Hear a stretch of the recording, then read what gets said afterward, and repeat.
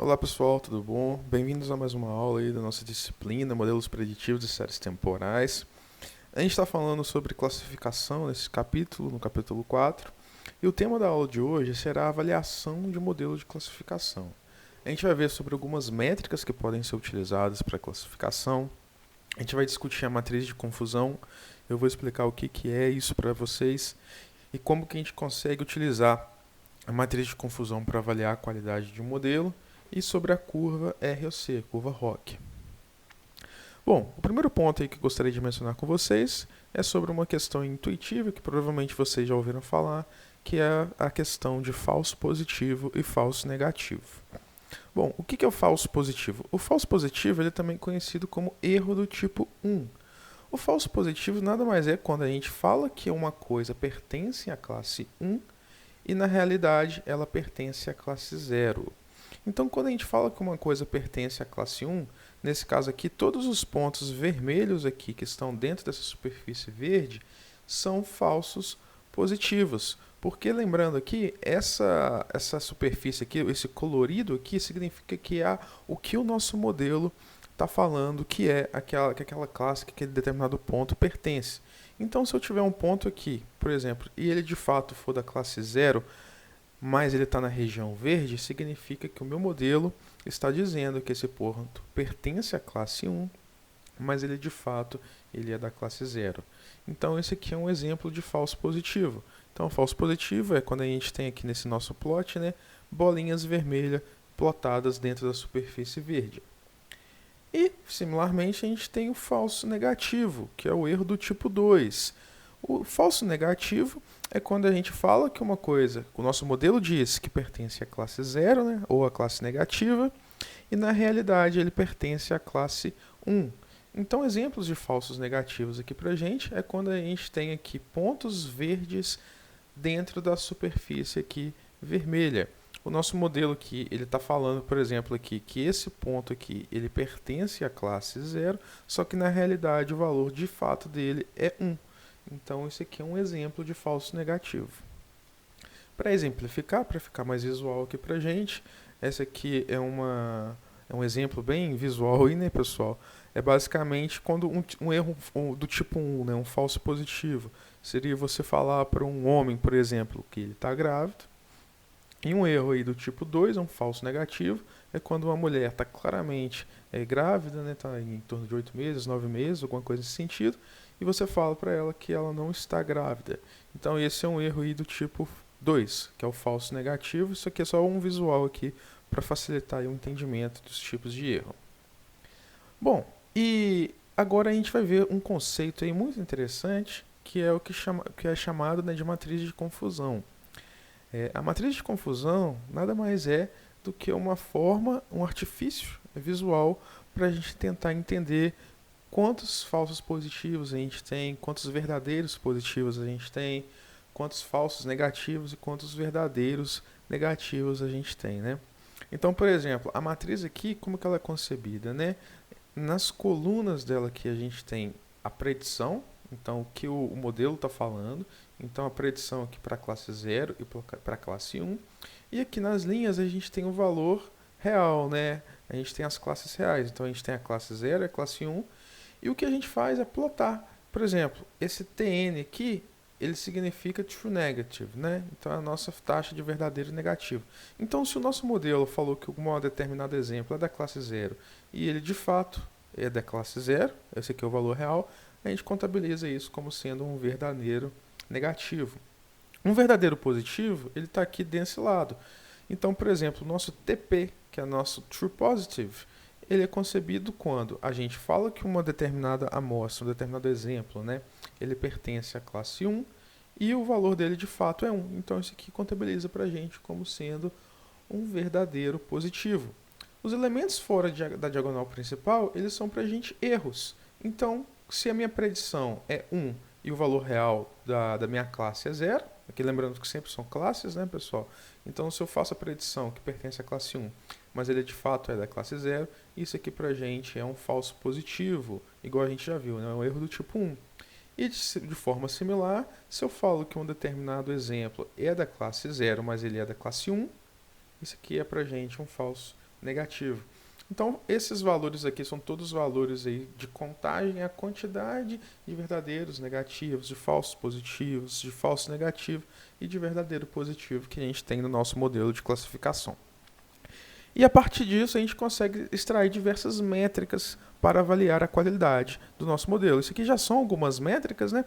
Mas uma delas aqui que a gente já consegue calcular aqui de cara é o que a gente chama aí de acurácia, né?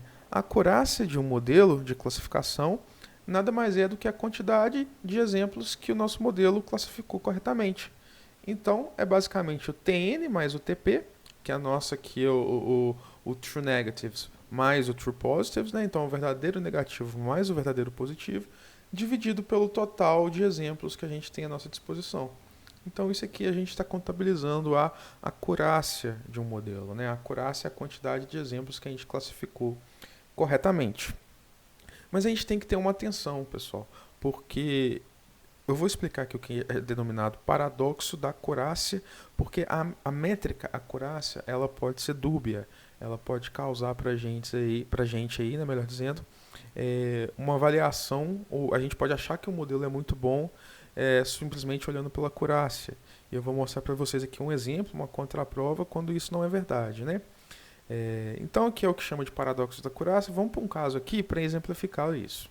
Então vamos supor que eu tenho um exemplo aqui, onde eu tenho 1000 pontos que eu desejo classificar, e eu classifiquei corretamente 990 aqui como sendo da classe 0, apenas 4 como sendo da classe 1.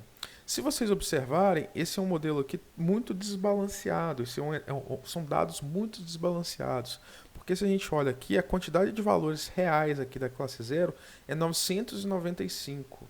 E a quantidade de exemplos reais aqui que pertencem à classe 1 é apenas 5. Ou seja, a gente tem aí uma porcentagem muito baixa de amostras de exemplos aí pertencentes à classe positiva. Isso configura para a gente um problema desbalanceado, um desbalanceamento entre classes, né? Esse modelo aqui, do caso 1, com essa matriz de confusão aqui, tem uma acurácia de 99,4%. Mas olha só que curioso, pessoal. Se ao invés de eu treinar um modelo para tentar fazer essa predição aqui, essa classificação, eu simplesmente falar que todo exemplo, toda nova observação que chegar para mim pertencerá à classe 0, pertencerá à classe majoritária, a acurácia desse modelo, olha para quanto que vai. Ela vai para 99,5%. A gente aumentou a acurácia do nosso modelo simplesmente falando que amostras pertencem à classe majoritária. E isso é um problema clássico, né, pessoal? Isso é um problema grave, porque a gente não pode simplesmente falar que um determinado exemplo vai pertencer à classe majoritária, porque provavelmente a nossa classe alvo aqui, a nossa classe de interesse, que é a classe positiva, se um determinado evento acontece de fato, ela é que é provavelmente o que a gente quer observar, né? Então, por exemplo, eventos não conformes, quando a gente está classificando, por exemplo, se um determinado processo é conforme ou não conforme, a gente, por exemplo, vai ter muito mais amostras de exemplos conformes, né? Mas a gente quer saber quando alguma coisa vai acontecer de ruim. Então a gente precisa de ter essa sensibilidade aí para a gente detectar quando a classe 1 aqui ela vai acontecer, né? Se a gente estivesse, por exemplo, fazendo classificação de diabetes, detecção, por exemplo, se existe alguma anomalia em uma radiografia, a classe positiva, que é a nossa classe de interesse, em geral ela é muito menor do que a outra. Então a acurácia, nesse caso, quando a gente tem datasets desbalanceados, ela pode mascarar para a gente aí uma série de coisas. Para contornar isso, existem outras métricas. E duas delas aqui que elas são usadas em conjunto, uma é determinada precision e a outra é determinada recall. O que é o precision? Aqui está a formulinha dele. É TP dividido por TP mais FP. Então o que a gente está fazendo? A gente está contabilizando de todas as classes aqui que o nosso modelo está predizendo como sendo da classe 1, quantas de fato aqui ele acertou. Então é uma informação sobre a qualidade da predição para a classe positiva. Então, se o nosso modelo ele está falando, ele tem um TP aqui alto, mas o FP dele também é muito alto, a precisão dele não vai ser tão alta, porque aqui ele vai penalizar esses erros que ele está cometendo quando ele fala que uma amostra pertence à classe 1, mas ele é da classe 0. Então aqui é para penalizar os nossos falsos positivos. Em contrapartida, a gente tem aqui uma métrica que é complementar, que é o recall, que aqui para a gente nada mais é que a taxa de verdadeiro positivo, que é o TP dividido por TP mais FN.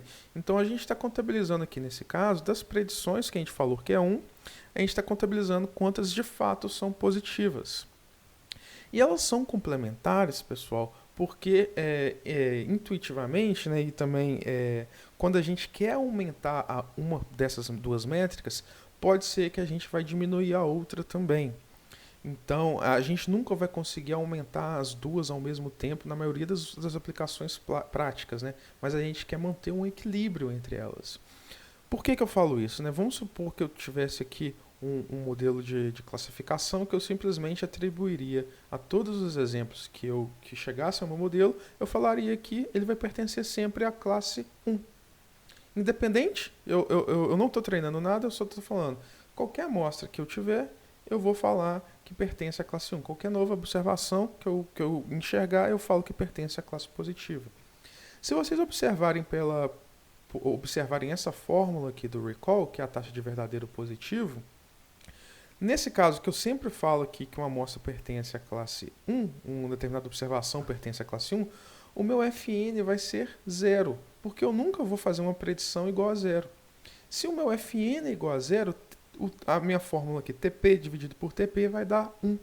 Então o meu recall, que é a minha taxa de verdadeiro positivo, ela vai ser 1. E isso vai mascarar uma série de coisas. Por quê?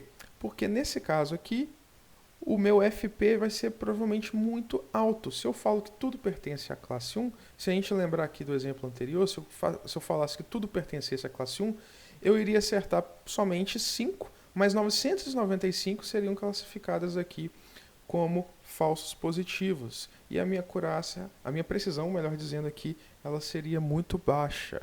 Então é por isso que a gente tem essas duas métricas aí, que elas são complementares, porque melhorar uma vai piorar a outra, na maioria das vezes, né? E a gente quer manter um bom equilíbrio entre essas duas. A gente quer acertar bastante, mas a gente não quer ter falsos positivos também para o nosso sistema ser confiável.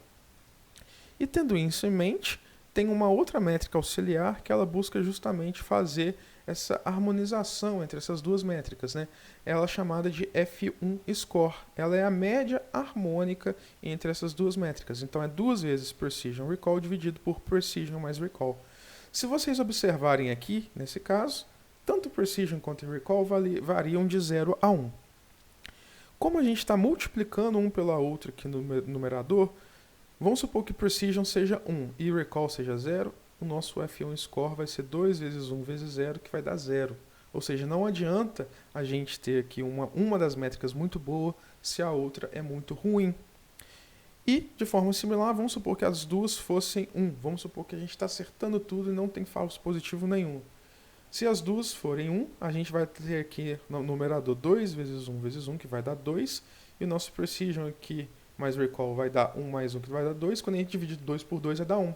Ou seja, o F1 score é uma métrica que varia de 0 até 1 e ela contabiliza aí o quanto que a gente tem de precisão e quanto que a gente tem aí de recall. Então é uma métrica auxiliar aí, mas que ela foi utilizada, é implementada aí para justamente já contabilizar de forma unificada a nossa precisão e o recall. E tendo isso em mente, uma outra forma de avaliar também a nossa qualidade de um modelo preditivo é através da curva ROC. A curva ROC, que é Receiver Operating Characteristic, é uma curva que ela contém aqui no eixo Y a nossa taxa de verdadeiro positivo, então TP rate, True Positive Rate, e no eixo X aqui tem um FP, que é a nossa taxa de falsos positivos. E isso aqui ela é plotada para diferentes limiares de classificação.